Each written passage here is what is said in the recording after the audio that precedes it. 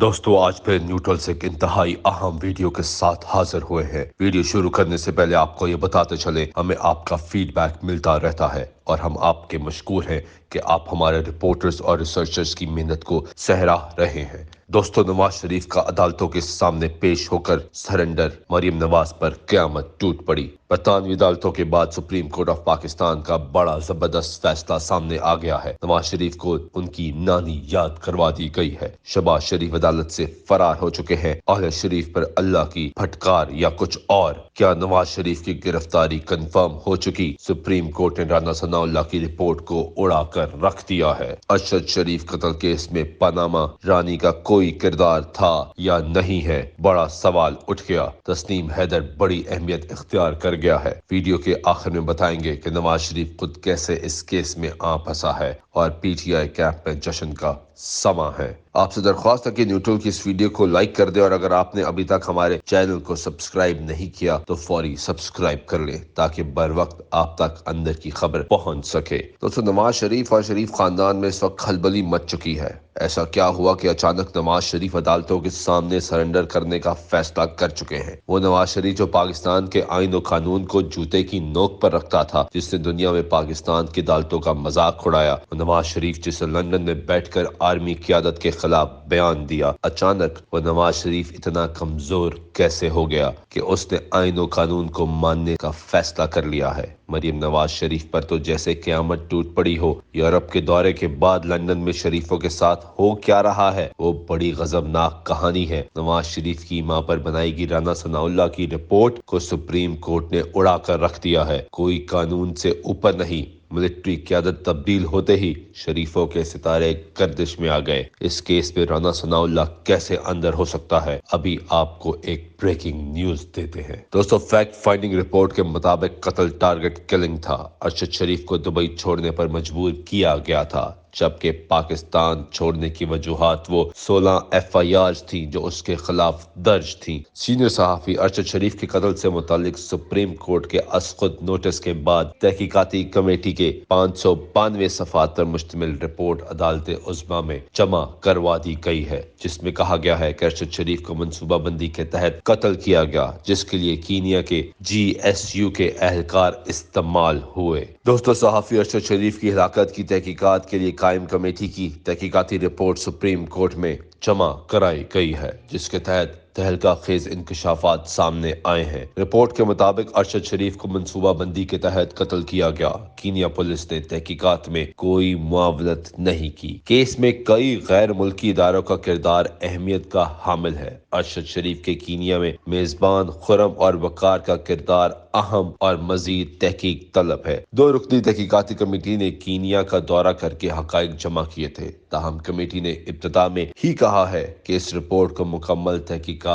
نہ سمجھا جائے۔ رپورٹ میں کہا گیا ہے کہ ارشد شریف کے پاکستان چھوڑنے کی وجوہات مختلف اضلاع میں مقدمات کے اندراج تھا، جبکہ اس بات کا بھی کبھی امکان ہے کہ متحدہ عرب امارات کے حکام نے انہیں ملک چھوڑنے کا کہا تھا۔ وقار نے ارشد شریف کا آئی فون اور آئی پیڈ پولیس کے حوالے کیا۔ رپورٹ میں کہا گیا کہ قتل میں کینیا کے جی ایس یو کے اہلکار استعمال ہوئے۔ جی ایس یو اہلکار پر مالی یا جبری دباؤ تھا۔ Fact finding report director F I A Athar Waheed اور deputy director general D D G I B Umar Shahid نے تیار کی۔ تحقیقاتی ٹیم کی کینیا اور متحدہ عرب امارات میں کارروائی رپورٹ کا حصہ ہے۔ ارشد شریف قتل کیس میں زیر استعمال گاڑی نقشہ جات کرائم سین کا جائزہ بھی رپورٹ کا حصہ ہے۔ 23 اکتوبر سے لے کر ارشد شریف کے قتل تک کینیا میں ہونے والے تمام واقعات رپورٹ کا حصہ ہے، جبکہ ارشد شریف قتل کیس میں استعمال اسلحہ بیلسٹک رپورٹ بھی فیکٹ فائنڈنگ رپورٹ میں شامل ہے۔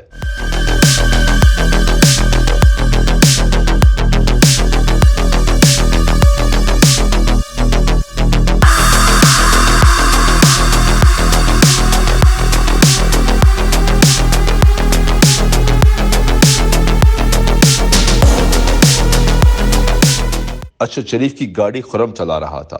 خرم کے بیانات میں تضاد پایا گیا ہے۔ ارشد شریف کو کمر پر بھی گولی ماری گئی، جبکہ ارشد شریف کے سیٹ پر گولی کا کوئی نشان نہیں تھا۔ कमर पर लगने वाली गोली वाक़े को मशकूक बनाती है। रिपोर्ट में कहा गया कि कीनिया पुलिस और GSU के बयानात में बहुत ज्यादा तजाद है। कीनिया हुकाम बाला और पुलिस के बयानात काबिले भरोसा नहीं है। ये मुकम्मल मंसूबा बंदी के साथ कत्ल किया गया है। ये गलती की बुनियाद पर नहीं बल्कि मंसूबा बंदी की बुनियाद पर कत्ल किया गया है। दोस्तों, अरशद शरीफ का तमाम सफरी रिकॉर्ड भी फैक्ट फाइंडिंग रिपोर्ट का हिस्सा बनाया गया है, जबकि अरशद शरीफ के मोबाइल फोन डिवाइसेस, व्हाट्सएप और ईमेल की जायजा रिपोर्ट भी फैक्ट फाइंडिंग का हिस्सा बनाया गया है। सीनियर सहाफी को पाकिस्तान छोड़ने पर मजबूर करने के मुहरकात दर्ज FIRs, खैबर पख्तूनख्वा CTD की जानिब से जारी थ्रेट अलर्ट भी रिपोर्ट का हिस्सा है। फैक्ट फाइंडिंग रिपोर्ट्स के अहम नुकात में कहा गया है कि अरशद शरीफ ने मुख्तलिफ अजला में फौजदारी मुकदमात के अंदराज के 22 मुल्क छोड़ा। मुमकिन है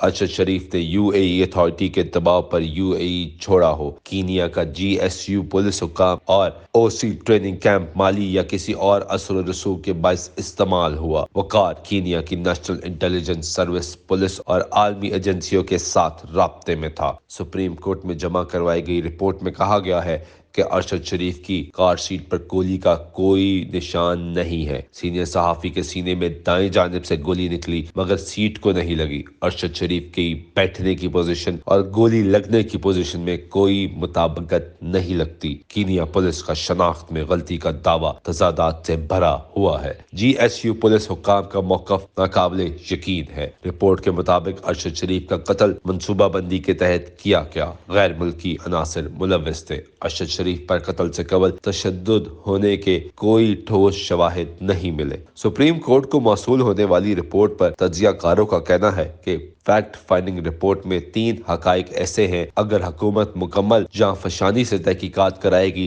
तो असल कातिलों तक पहुंचना कुछ मुश्किल नहीं है। पाकिस्तान मुस्लिम लीग नून के रहनुमा हनीफ अब्बासी ने कहा है कि नवाज शरीफ हर सूरत वतन वापस आएंगे और अदालतों के सामने पेश होकर सरेंडर करेंगे। पाकिस्तान मुस्लिम लीग नून के रहनुमा और साबिक वफाकी वजीर हनीफ अब्बासी ने लाहौर हाई कोर्ट में मीडिया से गुफ्तगू करते हुए दो टोक अल्फाज में कहा है कि नवाज शरीफ हर सूरत वतन वापस आएंगे और यहाँ अदालतों के सामने पेश होकर सरेंडर करेंगे। रूस से पेट्रोल की खरीदारी पर बात हो रही है। 6 माह में महंगाई और पेट्रोल की कीमतें कम हो जाएंगी। हुकूमत 6 माह से आगे भी जा सकती है। अरशद शरीफ का खून अब बोलने लगा है। बहुत से पर्दा नशीन इसमें अब आने वाले हैं। आप देखते जाएं, अगर इंसाफ के तकाजों को पूरा किया तो बड़े बड़े बुर्ज उलटने वाले हैं। राना सनाउल्लाह तो सबसे पहले, मरियम नवाज और नवाज शरीफ दूसरे। आप अरशद शरीफ कत्ल केस में किसको मुजरिम समझते हैं? कमेंट बॉक्स में जरूर शेयर करें। हमारे पास एक बड़ी जबरदस्त खबर है लेकिन वो हम अभी कंफर्म नहीं कर सकते, इसलिए नेक्स्ट वीडियो में मजीद डिटेल आने के बाद इस पर अलग से वीडियो बनाई जाएगी। वाज़ेह रहे कि अभी सुप्रीम कोर्ट ऑफ पाकिस्तान में अरशद शरीफ कत्ल केस का सुमोटो नोटिस लिया गया है, जिससे 5 रुकनी बेंच समाअत कर रहा है। सुप्रीम कोर्ट के चीफ जस्टिस ने अब अरशद शरीफ की वालदा से भी बातचीत की और उसमें भी उनको यकीन दहानी दिलाई कि आपको इंसाफ मिलेगा। क्या वाकई पाकिस्तान की अदालतें अरशद शरीफ कत्ल केस में इंसाफ दे पाएंगी या नहीं दे पाएंगी, इसका फैसला आइंदा कुछ दिनों में हो जाएगा या ये तयन हो जाएगा कि केस किस सिमत में जा रहा है। असल हकाइक जिस तरह ही हमारे सामने आएंगे उस तरह आपको लेटेस्ट अपडेट्स आपके सामने रखते रहेंगे। अगर अभी तक आपने हमारे चैनल को सब्सक्राइब नहीं किया तो आपसे दरख्वास्त है कि हमारे चैनल को सब्सक्राइब कर लें। बेल आइकन पर क्लिक करना मत भूलिएगा ताकि आइंदा आने वाली वीडियोस की पर वक्त आगाही आप तक मौसूल हो सके। शुक्रिया।